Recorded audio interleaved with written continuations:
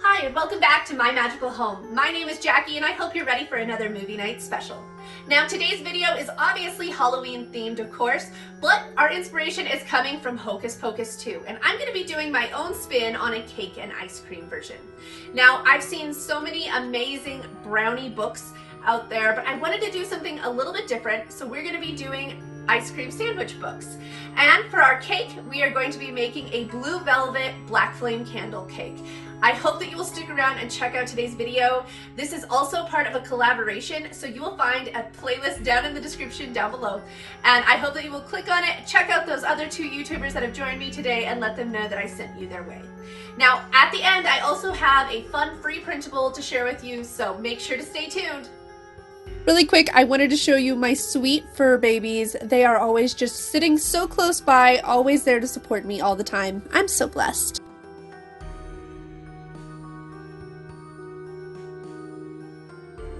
We're gonna start out with those ice cream sandwiches, but honestly, I don't really like the candy eyes that are available at stores. So to begin, we're gonna be making our very own modeling chocolate so that I can make a more distinctive eyes for my ice cream sandwiches. I hope that you enjoy this. I found modeling chocolate so much fun to play with and so easy to make. So let's talk about this modeling chocolate. I found out how to do this from sugargeekshow.com, and we are going to start out with some white modeling chocolate so that we can make our eyeballs. Now you use 4 parts chocolate to 1 part corn syrup when you're making this, and that's it. Basically, we're just going to chop this up really fine, throw it into a double boiler, add our measured corn syrup, and just kind of stir it up very quickly. Now, I will actually show you how I make my dark chocolate as well, because I feel like I kind of messed up a little bit on this first white chocolate and let it go just a bit too far.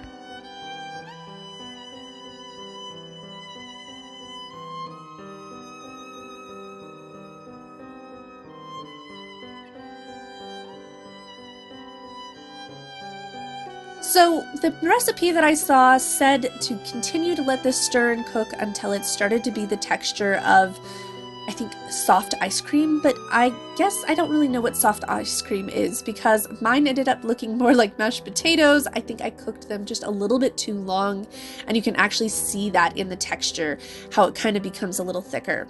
So here's where I did my dark chocolate. Now the difference here is my chocolate is 1-to-1 with the corn syrup, and this one turned out absolutely perfect. I ended up, the moment that it started to just get even slightly thick, where it was kind of, I'd say, the consistency of pancake batter, I turned off the stove and just kind of kept coming back and stirring it periodically with that corn syrup in it. And then after about 10 minutes, I transferred it to my saran wrap, covered it up, and came back to it the next day, and it was absolutely perfect. You're gonna see the comparison in just a second.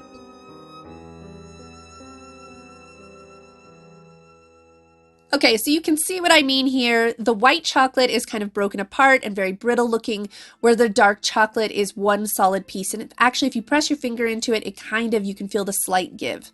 But luckily, the white chocolate was not too much and I could still use it. So I rolled those into my eyeballs, used some candy melts to make the blue for my irises, and I'm going to use just an edible paintbrush to put that on. Now, after I finish this blue, I am going to pull out some black pigmented dyes, as well as just a couple drops of vodka. And the reason I say vodka is because you cannot use water-based food colorings on any kind of candy or chocolate when it's dry. So this vodka will allow me to add this color and then evaporate, just leaving the color and allowing it to stick. Now, I did also come through with some gold and just kind of added a little bit of lines into the blue to give it some extra texture. And once I had finished that, I also came in with some silver just to add a little dot of light into the pupil. I think these turned out great, and they're white chocolate, so they taste so much better than the hard candy ones that you might find at the store.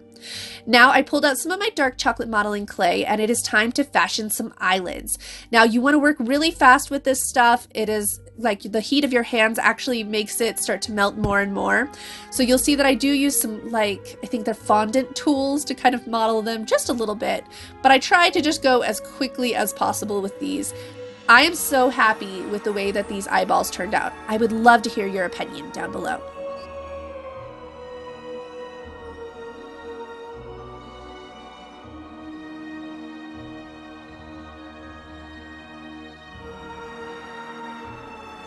With our eyeballs done, it is time to finish up these ice cream sandwiches. Now you can see that I actually used the outside packaging of the ice cream sandwich to help secure it when I put in the popsicle stick. And then it's back to the double boiler where we are just going to add a thin coat of chocolate over the entire thing. Now you want to work really quick now at this point because the ice cream starts to melt when that hot chocolate gets on top of it.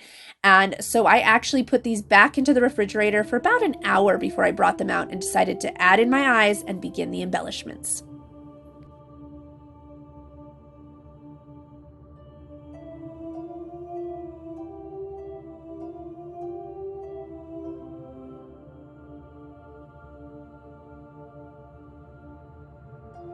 Now is the fun part. This is where we're going to be taking some milk chocolate in and just adding all the details to these books.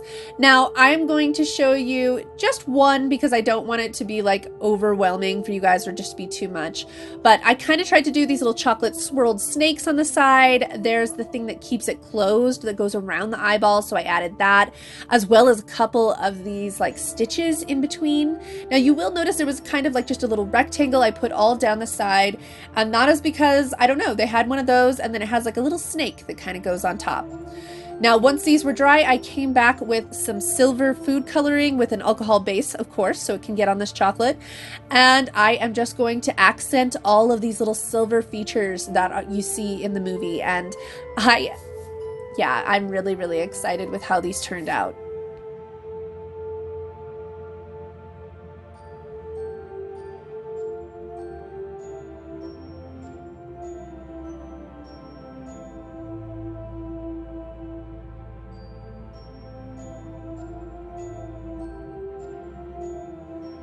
Okay, so these turned out so much better than my expectations.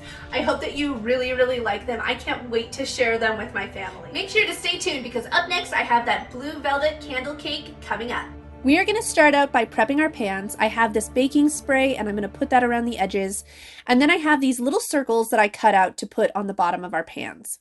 Now there were a lot of steps with every red velvet cake that I saw, like the recipes, and they all had very specific instructions. So we are going to start out by just prepping all of our ingredients to make sure that everything's put in at the right time.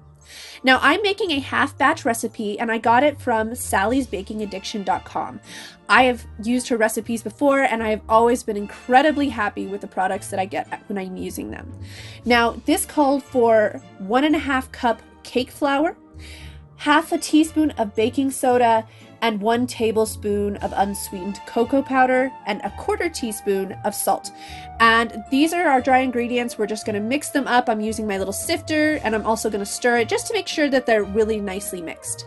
Then it called for buttermilk, so we're going to measure that out and set it aside. And then it's time for some eggs. So I had 2 eggs that you were supposed to have at room temperature, but you separate them, I guess, and this helps to lead to a fluffier, more moist cake. Now, you're supposed to whip up your whites, so we got that done really quick. We added our vanilla in with our egg, as well as half a cup of oil, and we used 1.5 teaspoons of vanilla. I almost forgot to say that. And again, we're just going to set these aside, and it's time to prepare our sugar and our butter to cream. Now I used a 1/4 cup of butter to 1 cup of granulated sugar, and we just mix this up. And once it starts to cream, we are going to add that egg, oil, and vanilla mixture and just let that whip up in there really well. And then it's time to very slowly go in and add our dry mixture, alternating it with our buttermilk. Now, once this was completely mixed up, it was time to add in our food coloring. And to get the color that I achieved today, I actually added violet as well as sky blue because those were the colors I had on hand and it worked best for me. I loved watching all the colors swirl in. Now here's one of the key ingredients that you need to add, and it's important to do it last. I added half a teaspoon of vinegar. Now I guess it is because of the baking soda that is in there and the vinegar. That is one of the things, like it's that chemical reaction between the two that actually causes the extra rise in a red velvet cake. Now, last thing that we are going to do before we put these into our pans is fold in those egg whites that we fluffed earlier. And then it is time to throw them in the pans and cook them at 350 for about 30 minutes is how long it took in my oven.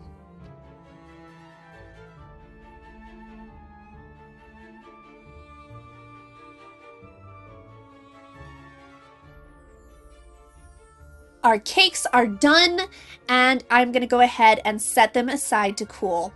Now, once they're cool, I'm gonna take a butter knife and just kind of slide them around the edges, pop them out of these little cake pans, take off the bottom, and I'm actually going to cut off the tops of them and cut them in half so that I have a little bit more of a level base. Now, I had intended to use all 4 of these cakes, which turned into 8 little cakes, but as I started to put them together later on, I noticed that it was going to topple over.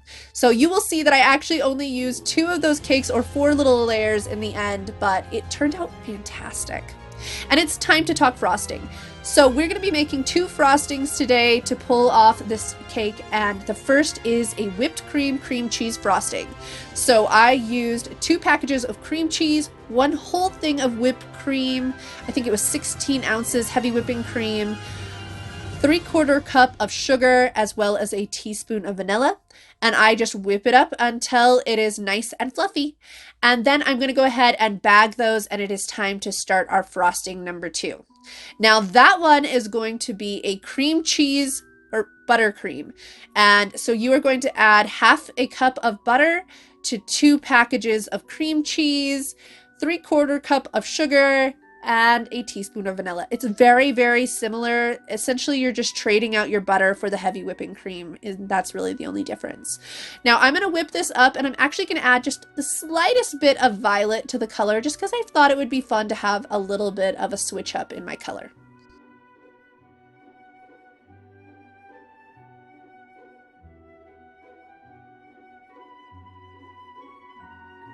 And it's time to frost this baby. I was so excited to get this part done. Now, I have to admit, I kind of wasted a little bit more time on the chocolate ice creams than I did on the cake, but I feel like it was totally worth it. So once everything was stacked up, I came through with that whipped cream cheese frosting, and I basically just kind of tried to do my best to make a even layer all around it and on top. Then I put a candle in the center so that we could light it later, and it was time to add a drip. Now, this drip turned out okay. It was messier than I would have hoped, but I really wanted to use that cream cheese frosting to create it. So I threw it into the microwave so that it would get that nice runny texture, and put it in there for about 30 to 45 seconds. Now, you'll see that it does actually run down the sides, but like I said, it was a little sloppier than I had hoped, but you guys, this cake tastes fantastic, and the layers were perfectly even. I was so happy with the way it turned out. With our cake and ice cream made, it is time to set everything up. But before we begin, I wanted to share a free printable that I have listed down below with you guys. There is a black and white version for like if you don't have a color printer. I actually went and had these printed at my local UPS store on some label paper, and I could not be more happy with that.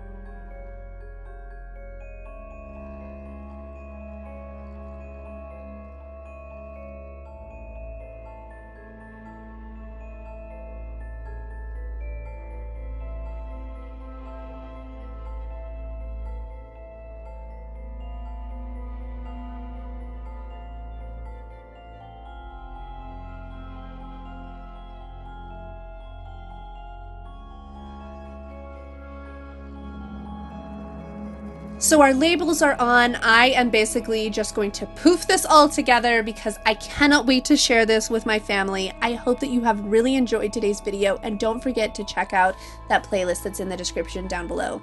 I'll see you next time, my friends.